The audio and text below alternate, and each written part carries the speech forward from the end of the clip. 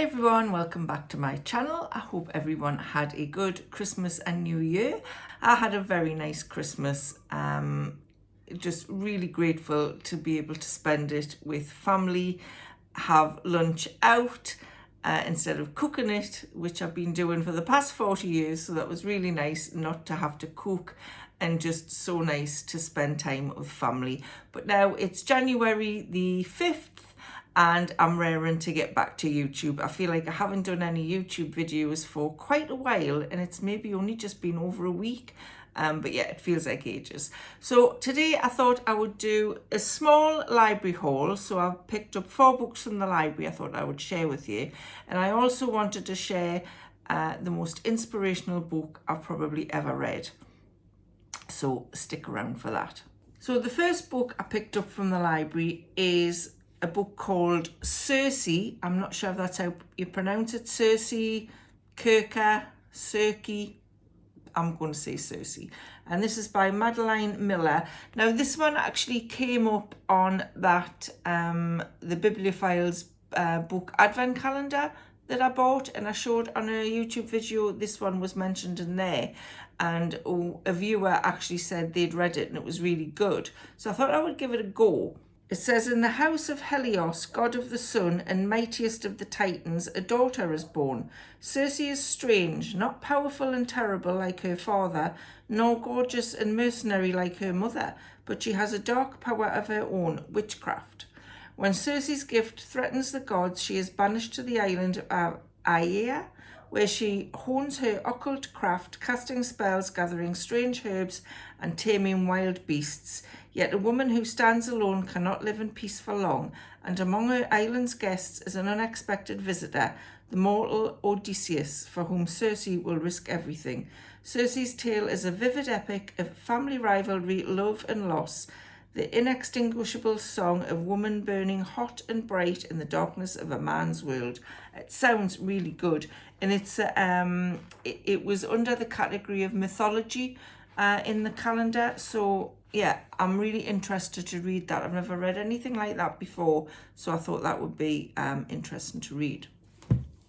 This next one I actually saw on, I think it might have been in Waterstones. When I was having a browse, I spotted this book. It's non-fiction and it's called Eleanor by Alice Loxton, and it's a 200-mile walk in search of England's lost queen. I'm really into reading books of people doing walks, so I thought this would be a good idea. And it says, in 1290, England mourned the death of its queen, Eleanor of Castile, beloved wife of Edward I, the infamous warrior king. Her body was carried on a 200-mile journey across England, a solemn procession that would be immortalised in stone. To mark the places where her funeral cortege rested overnight, a heartbroken Edward commissioned 12 magnificent Eleanor crosses. More than 7 centuries later, Alex Loxton set herself an epic and grueling challenge to walk the entire funeral route from Lincoln to London, following in history's footsteps. Armed with a hearty supply of snacks and some brand new walking boots, which I guess she'll need, she embarked on her pilgrimage, traversing ancient paths and suburban sprawl to piece together the life of this forgotten trailblazing queen. So yeah, I'm really looking forward to reading that. Like I say, I'm quite into people doing walks. I like to watch people walking on YouTube, hiking in the Scottish Highlands. So yeah, I thought I would read a book about it as well, but I'm really looking forward to reading that. I can actually read 2 books, not together at the same time, but 2 books at the same time. I can read a non-fiction and a fiction book at the same time. I couldn't read 2 fiction books at the same time, but a fiction and a non-fiction I can manage. So I think that's what I'm going to do. I'm going to use that as my non-fiction book at the moment. These next 2 I just picked off the shelves at random. I like the sound of the titles pretty much. This one is called That Time Everything Was on Fire, and this is by Kerry Downs. I like the colourful cover of it, and it said, warm, witty and deeply romantic. Now we know I don't like romance, so hopefully it's not too romantic. And it says, Sam and Daisy have been best friends since university. Back then, Daisy was a wild Fleetwood Mac-obsessed girl descended from the Yorkshire moors, while Sam's youth was misspent traipsing around Liverpool on shopping trips and nights out. Bonded by a wicked sense of humour, the shock of being surrounded by hordes of southerners, and a tradition of ironically blown kisses that got out of hand, the two quickly forged a friendship they were sure would last forever. But as they lean against each other in the tired garden at the back of their beloved local pub, gazing out at Sam's wedding, reminiscing and revelling in the party, their paths are about to truly diverge for the first time. As Sam's desire to become a mother consumes her and Daisy's inability to resist temptation haunts her, these best of friends will lose sight of themselves and each other. With each misstep and unintentional betrayal, the gulf widens, but can they build a bridge or will they let it burn? That just sounds like a really nice read, so I'll be looking forward to that one. If anybody's read any of these books, let me know what you think of them in the comments below. This one is called Aftertaste by Daria Lavelle, and it says, one meal can change everything, which I thought sounded quite interesting. So let's see what it says. When dead-end dishwasher Kostya discovers the ability to summon spirits through the food he cooks, he embarks on a journey to open a New York City restaurant that serves closure, something he's craved as long as he can remember. Now, when I read that first paragraph in the library, I thought, that sounds really interesting. We've got food, we've got spirits. Sounds like a good read. With the help of his best friend Frankie, a rising star of the culinary scene, he gets to work connecting the living and the dead for one last life-changing dining experience. The thing is, Kostya has some ghosts of his own. He's also fallen in love with Maura, a tarot-reading party psychic with her own secret connection to the afterlife. As his kitchen skills start to catch up with his ambitions, it's not just Kostya's love life that hangs in the balance. His advancing menu of spirit cuisine is threatening the stability of the afterlife itself. And Maura might be the one person who knows he must be stopped. A bittersweet cocktail of humour and heart, Aftertaste is an imaginative odyssey through food and love, life and death, the things that sustain us, connect us, transport us, and remind us who we are. That sounds really interesting. I love to find a new writer. This Daria was born in Ukraine and raised in the New York metro area. She does have some short stories out, but I think this could be her first book, from what I can see. So I do like to find a new writer, especially one with the first book out. So Aftertaste sounds like fun. Now on to the most inspiring book I've read possibly ever. And I have mentioned this, I think, before Christmas. And this was Just a Little Run Around the World by Rosie Swale Pope. Now Rosie, she was 57. This is a true story. It's a non-fiction book. She was 57 when she may be in 56, when her husband died. She'd been married for 20 years, I think. And her husband died of cancer, prostate cancer. So she decided she wanted to do something to commemorate him. And I think she'd run marathons before. So she decided she was going to run around the world to commemorate her husband and to raise money in his name. So her son set up a website and to make everyone aware of what she was doing and to help her raise money. She had somebody at home to look after the funds. So if she needed anything, she could contact them to say that she needed something. And she set off from Tenby. She lived in Tenby. And it took her 5 years to run around the world. And it says on the front, 5 years, 3 packs of wolves and 53 pairs of shoes.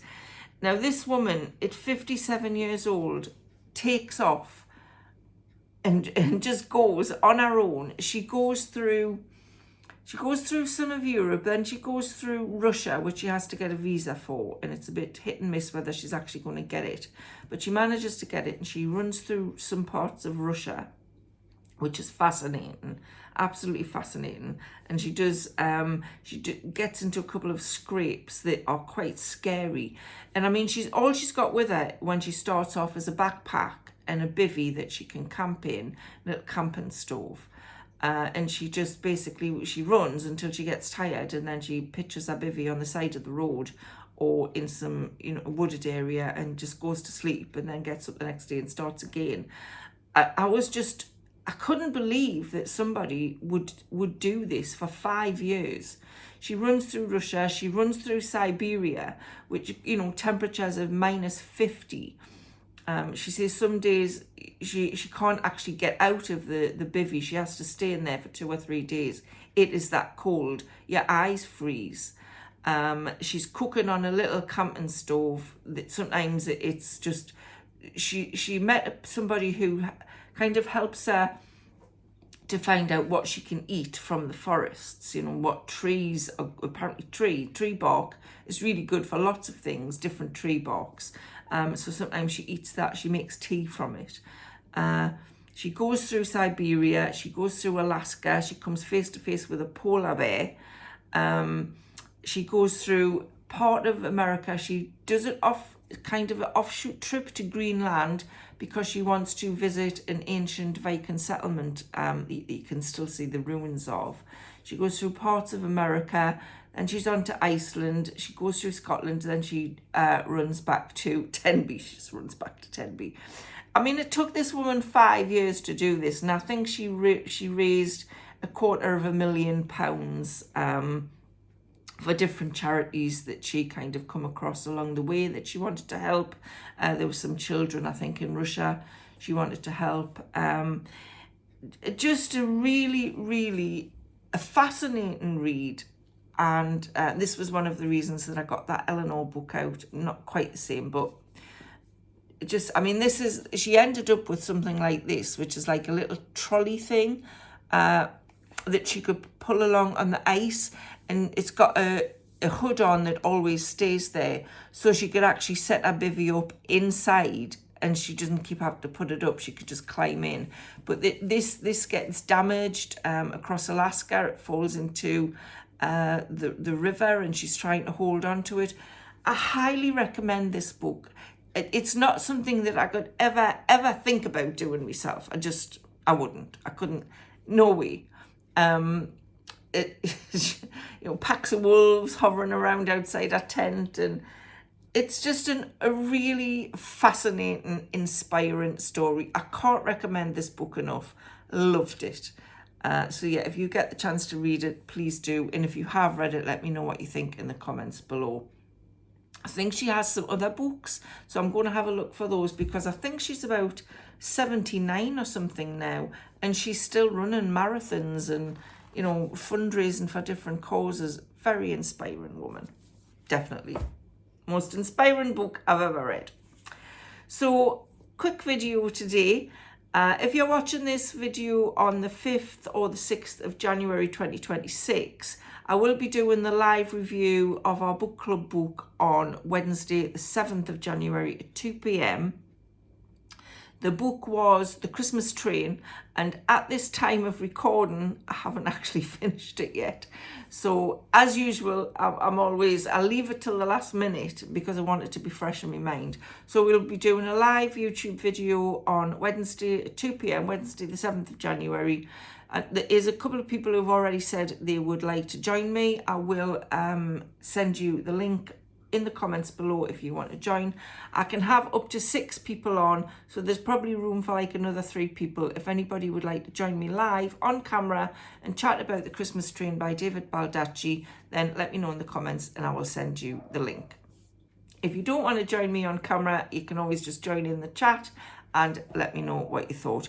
Once the video once we finished recording the video live, it will then be on YouTube on this channel for you to watch anytime you want. They're usually about 30 minutes to 45 minutes long, depending how long we want to chat. So that's all I've got for you today. I hope you enjoyed that. I hope you've read some good books yourself over Christmas. Let me know in the comments below if you've read a one that you think I would like. I would love to hear.